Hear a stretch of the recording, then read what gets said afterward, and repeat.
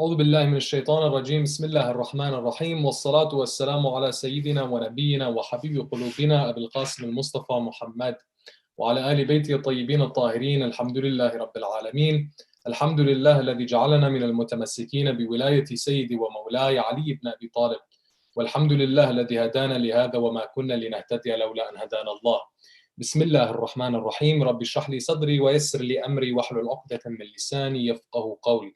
In the name of God, the most beneficent, the most merciful, we ask Allah to send His greatest peace and blessings upon Muhammad wa ali Muhammad. Allahumma salli ala Muhammad wa ali Muhammad. We praise Allah for all the blessings He has given us, and the greatest blessing being that He allowed us to be of the ones who remain steadfast, dedicated, and loyal on the path of our Master after the Prophet, the commander of the faithful, the prince of the believers, the protector of the Prophet and his message, Imam Ali ibn Abi Talib alayhi salam. We praise Allah for this blessing and every blessing, for without Allah we would have nothing. Assalamu alaikum, my dear respected brothers and sisters, wa rahmatullahi wa barakatuh.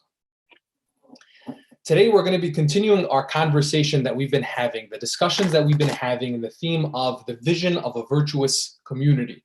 Now, we've come a very long way, and we've discussed a number of things that provide the foundations of what is this divine mandate that Allah subhanahu wa ta'ala has given to us, humanity, in that in His creation, He has a vision for us through His viceroys, through His representatives, that He wishes for us to be that virtuous community. What does it look like, and how can you and I in this modern day attain this virtuous community and build towards it? Today we're going to be talking about something specific that is to minority communities. Specifically when it comes to the followers of Ahlul Bayt alayhim as-salam, and as we've discussed before, in their capacity as a socio-religious identity, which is the domain that we've been focusing on, that core identity that we've referred to as followers of Ahlul Bayt, also as Shia Muslims, that core identity, when you look at it, how is that identity taken into engagement within society at large? So beyond the community that one is actually living in and existing in, there's a society that encompasses that community specifically. We're going to be examining the options of societal engagement for Muslims against the backdrop of history and the application to our modern day challenges. Specifically when it comes to Shia Muslims that are a minority within Islam and have been a minority generally throughout history, what has been their experience and how is that taken into the modern day? Now, we're going to be addressing, like every day we have been, there's a number of questions that we're going to be going over. Those questions that we're going to be going over are the following. There's 5 questions for today that we're going to be breaking down. The first question is, have Shia Muslims particularly always been a minority historically? Secondly, what was the program of assimilation through self-assertion, as it was coined in African American history? Thirdly, how does isolationism harbor animosity for minority communities? Fourth, what is the history of religious persecution that existed in Islam and before Islam, and what is at-ta'arrub ba'd al-hijrah? Fifth and finally, what was the litmus test for Ahmad's success as a Muslim living abroad? Ahmad being one of the companions of the Ahlul Bayt, of the disciples of the Prophet Muhammad sallallahu alaihi wasallam. So we're going to jump right into this conversation and start off with question number 1. From a historical perspective, when you look at the Shia Muslim community, the Shia have always been a minority community wherever they've been. On a very general level, that has been the characteristic of Shia Muslim communities.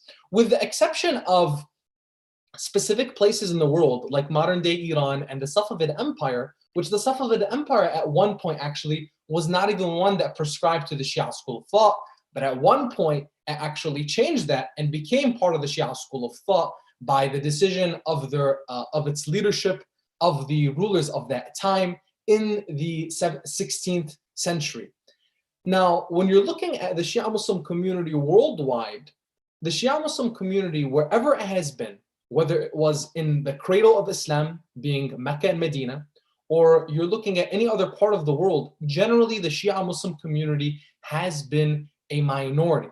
Now, the collective Shia community's experience with government and civic society has been one that has generally been very diverse.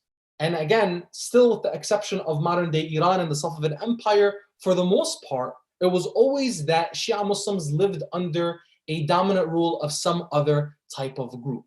Now, we can also look at references, or we can refer to other communities, Shia communities that exist as majorities in number, like Azerbaijan, um, Bahrain, possibly arguably in Lebanon.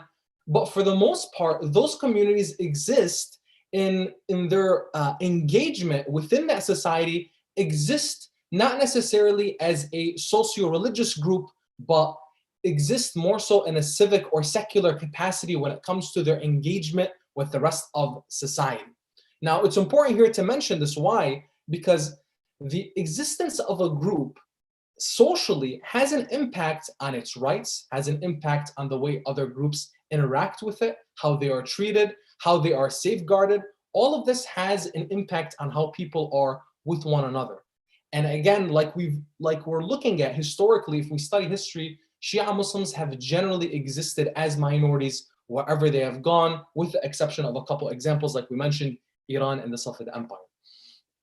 Now, that's important for us to realize, because then as a minority group within this identity, there's a lot that we can benefit from in the experiences of other communities. Specifically when it comes to us, let's say here living in the United States or living in the United Kingdom or other parts of the Western world, there's a lot of benefit that we can have from the experiences of other groups. Now, the second question that we wanted to jump into was, what was the program of assimilation through self-assertion that is referred to in the African American community, in the African American experience? Now, this is one that when we're looking at the general options for engagement as minorities in a community, you have a few options. The two main options that exist are isolation and assimilation. As a minority coming into a group that is larger than I am and has different norms, different lifestyles, different values, different customs, traditions, beliefs, etc., I have the ability to either go into that society and assimilate, as in become one with that society, and possibly let go of some of my identity, some of my values, some of my principles, my norms, my heritage, etc., for the purpose of engaging in that society and becoming accepted as part of that society. The other option is I am going to exist in that society, but I'm going to isolate myself from the rest of the society in order to preserve my heritage, my tradition, my religion, my values, my principles, my identity, etc., etc., etc., that I am bringing into this society.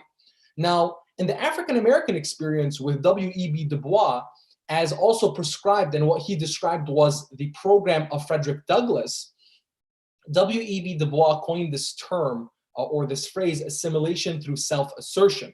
The African American community was at a point in its history of how do they, after slavery, engage in their society, which was a predominantly non-Black society, a white society, in which they were just enfranchised in becoming beyond property, a very unique experience collectively as an African American community. And they faced this challenge when it came to, do we isolate ourselves, as in do we just live segregated from the rest of our society, from the people that are different than us? In this discussion here, it was a racial a distinction between the minority and the majority.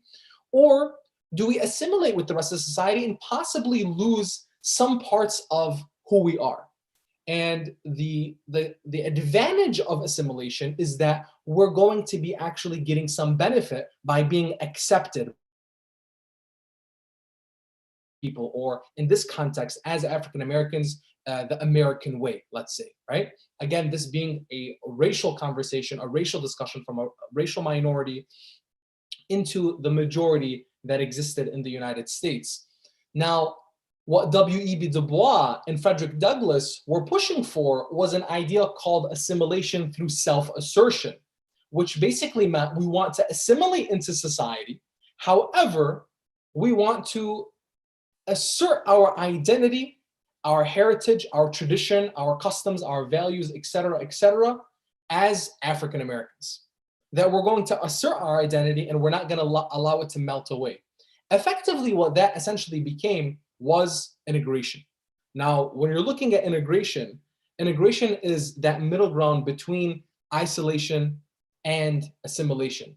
It's not taking yourself away from the community absolutely so that you may maintain the identity, nor is it one where you're assimilating completely in society in a way where you're losing your identity and losing what you came with from this society or from your heritage and from the places that you originally came from, whether it be as an immigrant community or one that you've existed for a long time in the society that you're living in, but happen to be facing this challenge of engagement as it is now, as the African American community did back in the 1800s. Now, when we look specifically at isolationism and assimilation, there's principles that we have from Ahlul Bayt alayhim salam, from our faith, from the Quran and from the tradition of the Prophet and his family, as in how did they look at isolationism and how did they look at assimilation? We refer to this example from a historical background and from a practical level of how did other Americans or how did other minority groups in the United States of America deal with their challenge of being a minority group and engaging with the rest of their society. And that's a key discussion for us to contemplate on as we have. But the third question comes into play and discusses the significance of isolationism and its connection to animosity. Now, when we look closely, we can find that the more isolated a group are, the more connected to animosity this group may be. Imam Ali ibn Abi Talib alayhi salam says, "An-nasu a'da'u ma jahilu," that people are enemies of what they do not know. Very simply put, ignorance is not bliss. And it's something that can turn man against his fellow man. It can turn a brother against another brother. Ignorance is not something that should be disregarded as it's okay, it's fine if people are ignorant about things, because once you're ignorant, you actually induce fear. And once fear exists, then people act irrationally. And when people act irrationally, people can get hurt.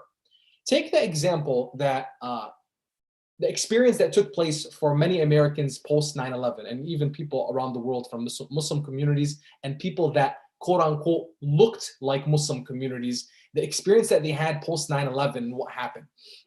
There was a number of hate crimes that took place in the United States and abroad as a reaction to Muslims and the terrorist attacks that took place on 9/11. Now, we know from our perspective, definitely, anybody that understands Islam, that Islam had nothing to do with the attacks on 9/11, and that those individuals, regardless of their faith that they claim to have, that was an act of terrorism. However, people not necessarily being engaged or knowing Muslims reacted very irrationally to that situation, so that any Muslim that they saw or anyone that they presumed to be Muslim, they felt hatred towards, and then certain hate crimes also were induced in those scenarios, in those situations. Look at this example of how many individuals that weren't even Muslim, but in fact were Sikhs, that have been victims of anti-Muslim hate crimes even 15 years after the terrorist attacks of 9/11. The first revenge killing that actually took place after 9/11 took the life of a young man. His name was Balbir Singh Sodhi. Sodhi was an Indian Sikh immigrant. The assailant said he wanted to go out and shoot some towel heads for the actions of Osama bin Laden. It goes to show that how much ignorance is involved here, that this person would go out and kill an individual who wasn't even belonging to the faith of those that he wanted to hurt and harm. Now, why did this take place? That though the man wasn't even a Muslim, he was killed by someone that harbored resentment towards Islam.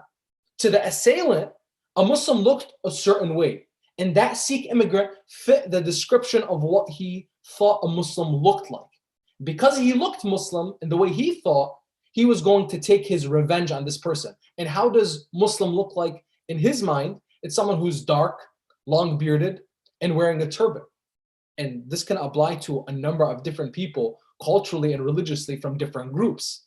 So this individual, because of his ignorance, He acted on a phobia or a fear, and he took the life of another human being. And taking the life of another human being who wasn't even part of that group that he wanted to harm or hurt. Now, fear and ignorance, like we said, they go hand in hand, usually leading to devastating outcomes for minority communities across the world, be it in the United States or abroad. Isolation, be it by those perpetuating hate or those receiving it, that only fuels the sensational fire of fear and ignorance. And what we mean by that is, if a community is isolated, whether it's a majority community or a minority community, isolation only brings about more hate, only brings about more ignorance. And we see that, practically speaking, as Imam Ali alayhi salam tells us, that when people are ignorant of something, they're going to be induced by fear, and they're going to act on it in a way that can bring harm to people. So the position of a minority community like ourselves is to be one who contemplates and thinks, I want to protect my community. I want to protect my brothers and sisters. I want to make sure that people are taken care of.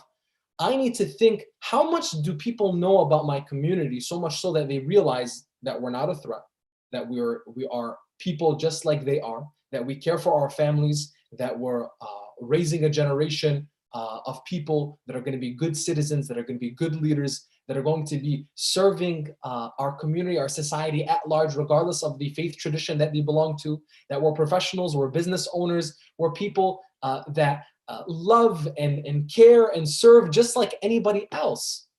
They won't know that if we're isolated. And we won't know that if they're isolated. It goes both ways. In order for us to bring people closer together, to at the very least not harm one another, we need to be of ones who are engaged and not isolated. Moving forward into the conversation of isolationism and assimilation comes the very important point, which is the experience of religious persecution and the backdrop of that history in our faith tradition, and what became known as the concept of ta'arrub ba'd al-hijra. In question 4, we're asking, what is this experience that we had with religious persecution, and what is this idea of at-ta'arrub ba'd al-hijra? There are a number of examples that exist in the Holy Quran and in the history of the Prophet and his family with regards to religious persecution. Take the example of Prophet Moses, Prophet Musa alayhi salam, when he goes to the experience of fleeing from the Pharaoh. In the Holy Quran, in chapter 28, verses 21 and 22, Allah subhanahu wa ta'ala describes the situation that Musa is in. And he says, so he left the city, fearful and vigilant. And he said, my Lord, deliver me from the wrongdoing lot. And when he turned his face towards Midian, he said, maybe my Lord will show me the right way. So when in his move to Midian, he's fleeing persecution and protecting his faith and well-being. The Prophet, peace and blessings be upon him, goes from one city onto the next, one area onto the next, with the pursuit of saving his life from who? From individuals that were persecuting him for his beliefs, for his faith. So he goes on to the next place to make sure that he is protected and safeguarded from his faith, or safeguarded from the individuals that were persecuting him because of what he believed. Now, similarly, when the Prophet Muhammad, peace and blessings be upon him, and his followers went through intolerable measures of religious persecution during their first days, in the earliest days of Islam in Mecca, the Prophet instructed some of his followers to take safe haven in Abyssinia, which is modern-day Ethiopia. Now, he instructed a group of his followers to go to Abyssinia under the direction of the person he appointed as essentially the lead of the group, was Ja'far ibn Abi Talib, his cousin. Ja'far ibn Abi Talib, the cousin of the Prophet, takes this group of people and he leads a band of Muslims to Abyssinia. The Prophet gave Ja'far a number of detailed instructions on how they need to behave and engage with people in Abyssinia. Most of those instructions were centered around respecting the people that were their hosts. So they were going to Abyssinia, which was a Christian kingdom. And at that time, it had a Christian ruler who was essentially very tolerant, very open-minded, and he welcomed the Muslims in. The Prophet instructed Ja'far to preach to the Christians. Do not preach our faith to them. Do not try to convert them. Respect their laws, respect their land, respect their property. Treat them with kindness and be with them as a harmonious community. He made sure that there was no infringement whatsoever in any way upon their faith and upon the practice of their faith. He said basically, be as you are, practice your faith, and appreciate those that who are welcoming you and providing you a safe haven in their community, in their land. Now, when it comes to that experience that was had by Ja'far ibn Abi Talib, by Prophet Musa alayhi salam, and by others that were fleeing religious persecution and were going towards communities that allowed them to practice their faith and practice their religion, there's also this concept of at-ta'arrub ba'd al-hijrah. Imam Ali alayhi salam narrates from the Prophet. He said that Rasulullah sallallahu alayhi wa alihi told me, Ya Ali, la ta'arrub ba'd al-hijrah. Oh Ali, there is no going back. At-ta'arrub ba'd al-hijrah. There's no ta'arrub after hijrah. Ta'arrub was a reference to being uncivilized, to being one of the pre-Islamic days, as in the age of ignorance. There's no going back to that state after the hijrah. The hijrah, as in the migration, was symbolic for now we've safeguarded ourselves and our faith from the persecution of those that are coming to persecute us as Muslims for what we believe in. After we've made the migration, there's no going back to a state of disbelief. There's no going back to a state of a life without God. How is this relevant to you and I today? It is, no matter what community that we live in, it's important that where we live in does not compromise our faith and our identity, specifically our identity in our faith. When we're going to different communities, be it living in the West, in the East, wherever it may be in the world, if the community that we're living in is going to compromise our religion, our faith tradition, then it is a community that we need to be mindful of. Is it my action? Is it the surrounding? Is it my ability to cope with everything that's around me? If I know for certain that I can't live in this community, I can't live in this society because I'm completely letting go of my faith, I'm completely assimilating into the society that I'm in, and I've lost my heritage, I've lost my identity. If I'm doing that, then realize that we're going against the basic principle that the Prophet established, which was, listen, we've migrated, we've escaped persecution, we've found a safe haven for ourselves to practice our faith, to be Muslims. But if you're living somewhere where it's not allowing you to be a Muslim, then the world is a very big place. Go and find a place for you to practice your faith, for you to be able, even if that practice of your faith is in your own home, by mere virtue of you existing and living somewhere, if you can't practice your faith because of the surroundings that you're in, you need to contemplate what's going on with your situation. La ta'arrub ba'd al-hijrah, there's no going back to being uncivilized, as in not having Allah subhanahu wa ta'ala in your life, not having Islam in your heart. There's no going back to that after we've escaped this religious persecution. Again, looking at specifically whether it be in this particular analysis of Shia Muslims as a minority group, or even Muslims as a minority group at large, be in the United States, in Canada, the UK, wherever it may be in the world. Again, East, West, these are challenges that we face as a socio-religious group across the board in whatever community that we're in. Sometimes some of these challenges are even experienced in practice in places where supposedly people actually have the same faith as you. But when it comes to the implementation of religious practice, it can be challenging at hand as well. So the concept here being, we have to preserve our faith, our identity in faith, and we can't sacrifice that for the place that we're living in and the opportunities that come our way. But instead, there has to be this effort to integrate, as coined by many different scholars in many different traditions, but with Ahlul Bayt alayhi salam and with the Prophet, as in that we exist in those communities in a way where we're integrating effectively. Why? Because isolationism is not an option, and assimilation in its pure sense is not an option either. The Prophet ﷺ gives us this instruction through Ahlul Bayt alayhim salam, where Imam al-Sadiq, peace and blessings be upon him, talks to his companions and he says, do not remove your hand from the people. People need each other. If you remove your hand from the people, they lose but one hand. You on the other side, you lose many hands. Do not remove your hand from the people. People need one another. This idea being what? We have to engage in society in a way where we're not neglecting them and we are not being neglected. Imam Sadiq tells his companions, he tells his followers, who they, as the sixth Imam, living at the transition between the Umayyad dynasty and the Abbasid Empire, he would tell his followers, listen, we're a minority group, and I want you to go to their mosques, go to their funerals, go and give them condolences, visit their ill ones, engage with them. He mentions a number of different examples in this narration. And then he emphasizes, again, people need one another. You have to engage with people.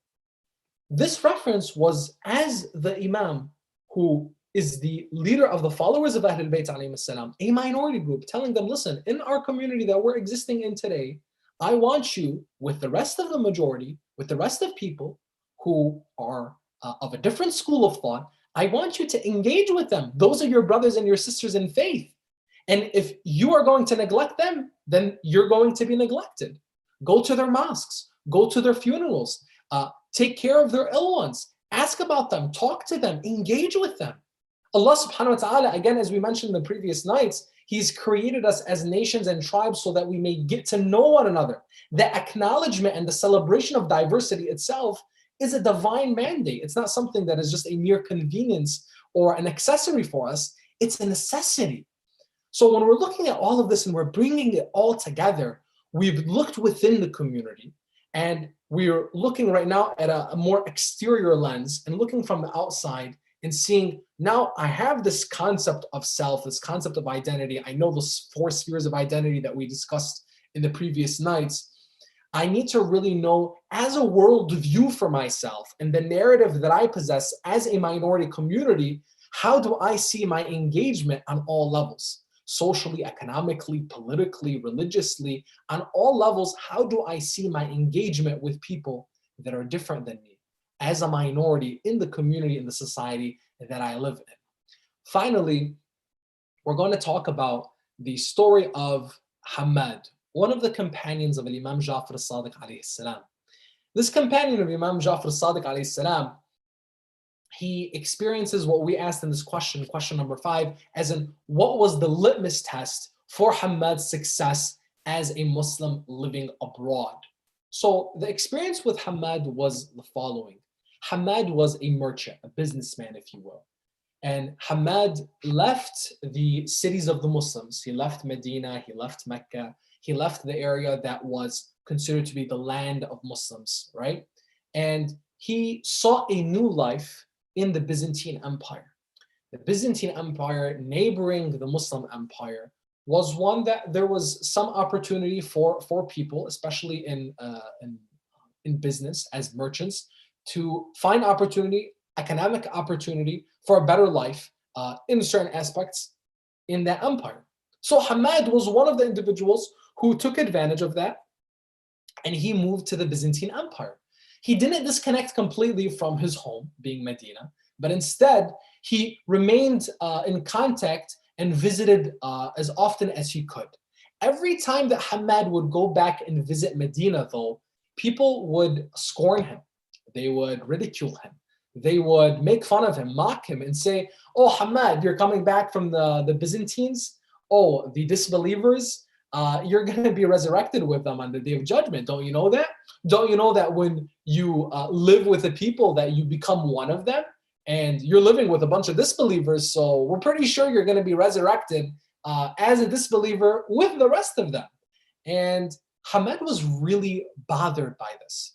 He was troubled so much so that one of these days that he was visiting, he goes to the Imam al-Sadiq alayhi salam, and he complains to the Imam about how people have been ridiculing him and how people have been talking to him. He was really bothered by it. I mean, imagine you leave home and you're coming back and you're visiting, and people are just dogging you for living somewhere else now. Oh, you left us, you're with those people now, you're not one of us anymore, etc., etc. And some of us may have had similar experiences in the past. So Hamad is complaining to the Imam, and the Imam looks at Hamad and he says, Ya Hamad, oh Hamad, when you were there, do you remember our cause? And do you call for it? Hamad paused for a moment and he said, yes, my Imam, I do. Then the Imam asked, Hamad, if you are in these cities, the cities of Islam, do you remember our cause and do you call for it? Hamad put his head down and said, no, I do not.